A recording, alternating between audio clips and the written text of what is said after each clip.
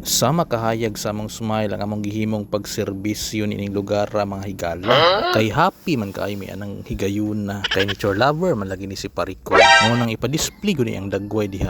Aw nature lover, oy. Mo nang giandam dayon niya iyang secret weapon diyang dapita. Aw ay lagog saba kay secret raman na. Pagkakita niya sa mga naka-green arangkada dayon siya, oy. Asa ka tadalos kapalaran anino? Lagi rin akong nagdarasal, hinintay kita ng kay tagal. Aw ayaw pawatag dugay, pirma dayon aron makasnack on niya.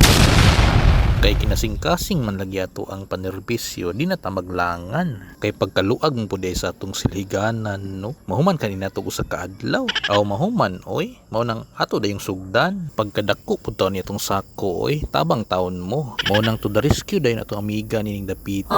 Gamit ang iyang hinulman nga silihig. Effective pud baya. Kay dako-dako pud siya gaagi, oy. Samtang busy sab ni sila ukay-ukay aning dapita. Paakan gyud mo kagang ron. Aw di pud palupig atong usa ka higala diri ang dapita. Oy, kay nakasputing baya kuno siya. Unya naka SPF 80 pagid kuno yang skin. Wow. Wala kasubang ang adlaw. Oy, kay naulaw. Nang tungod sa iyang kakugihan, amo na lang gyud siyang giingnan nga. Tama na oy, kay basig maregular ka diha. Diisan lang taon niya yang kamot kay surrender na siya. Mo nang nindot gyud ang resulta sa among pagsuroy-suroy. Pagpanglimpyo di ay oy. Kay naa man gyud pud makitang resulta. Pagkanindot lang taon sa atong beach nga walay mga basuran, no? Wow. Tutuki ragod unya tuyuki pod klarohon na to be.